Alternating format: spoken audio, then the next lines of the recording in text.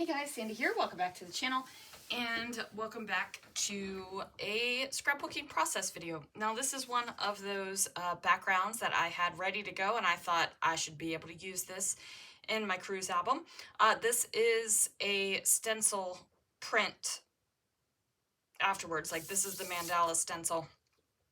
You spray all over it and you take another piece of paper and press it down on top of it and it pulls the print of the stencil. And of course, if your paper is absolutely soaked and saturated, it's going to pull that too.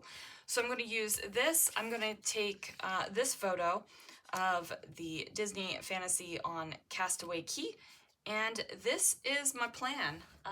Of course, I've got my kit, but other than that, this is all I've pulled out. So let's see what I can do.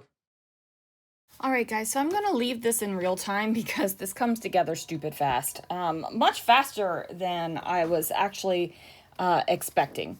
So I am going to go ahead and grab a sheet of cardstock. I went and pulled out the blue and green cardstocks just to see if I had one. And I'm realizing now that my page is actually crooked, so I'm going to fix that while I'm talking to you about this page. I decided to cut this bad boy in half. I thought that that would make it look a little bit more interesting than how it was looking originally. I think that it looks really cool. I wish I had a photo large enough that I could have cut it into a circle. I know, I said it. I wish I could have cut my photo into a circle and placed it in the center. But the center of this mandala is more than what a 4x6 photo can be cut into. So I'm not really going to worry about that. So yeah, I don't even realize it, but you can see there is a bit of green up at the upper right-hand corner of the layout. And I had already finished the layout, taken pictures, and started the voiceover when I looked and realized that, sure enough, I did not put that piece of paper on straight, which makes sense of why I couldn't figure out why the stripe that I'm putting on now kept feeling a little bit off. But yeah, your girl didn't even see it. And I've even got my glasses on because let me tell you, I don't see very well without my glasses anymore. It's kind of crazy. So I don't even check the fact that that paper is missing, but I kind of make it work. So, okay, now I've got to figure out what I want to matte this photo on, right? Like, I don't want a contrasting color.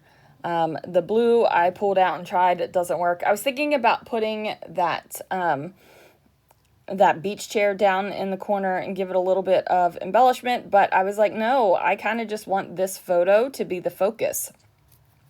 So I decided that that's what I was going to do. That photo was going to be the focus. I am looking for some papers. I'm like, no, this blue just doesn't really cut it.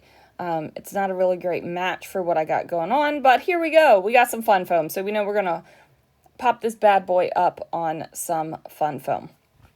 I'm going to cut it down so that it is not exactly 4x6. Right, like I want space around it just in case. I usually like to put space around my fun foam in case I'm tucking anything in, or you know, I have some movement that I want to do. I don't know why I worried about it on this one because nothing is tucked underneath of the photo whatsoever. But I get distracted and I pull out these chipboard words from 49 and Market. And ultimately, I just go ahead and decide to do a title with the blue and the green words. And the title is kind of lame. Nothing really creative about it, but it is good times. And it was a really good time when we went to Castaway Cay. So just want to acknowledge that, I guess, in a little bit. I'm not going to write any kind of epic journaling on here. There's not going to be, you know, a whole heck of a lot of embellishment either. I feel like that stencil printed paper has kind of stolen the show a little bit, and not in a bad way. But sometimes you work on a layout and you're like, oh, it doesn't need any more. And sometimes you work on a layout and it needs more and more and more. So whichever scrapbooker you are, or if you're like me and you're kind of a combo of both, go with it. Go with whatever is making you feel good at the time. I'm not even sure what I'm looking at. Oh, I was flipping through the little papers to see if there was something there that could work for a photo mat. And then I just decided, you know what? I think just a simple white photo mat would be good in this case. And that's what I did. It's a very thin white photo mat around the photo. It makes the photo pop up off of the background because the colors in the photo are very similar to colors that are on the layout. And I know a lot of people enjoy a good matchy-matchy moment. I enjoy a good matchy-matchy moment, but I wanted the photo to be a little bit away from the backgrounds. I did think about bringing in some tulle, or even just some string across that kind of teal band of color that I have there. But again, after I put these stars on, I'm going to put in 3 different places, mostly just to use up the entire line of stars. That was the main goal here. They melt in pretty decently to the color on the bottom of the layout, and I did not want them melting in, so I put them up at top and just decided to leave the green portion down here of the layout basically naked, right? Like just straight color cardstock. And then you'll see me when I decide, nope, it's great. Like I do the hand motions like, nope, girl, you were good. You like your layout. You should just leave it as it is if you are liking it and enjoying it. So that's what I do.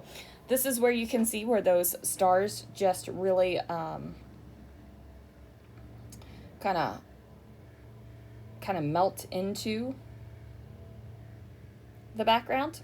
And then this is when I decide, nope, we're going to put them up here instead, just because I think it's fun to have all of the fun stuff on the top. And I'm looking at it and I'm thinking, you know, you got to pick it up, and I'm like, nope, we're good. Anyway, guys, that is going to do it for this layout. Thank you so much for watching, and I will see you guys again real soon for another video.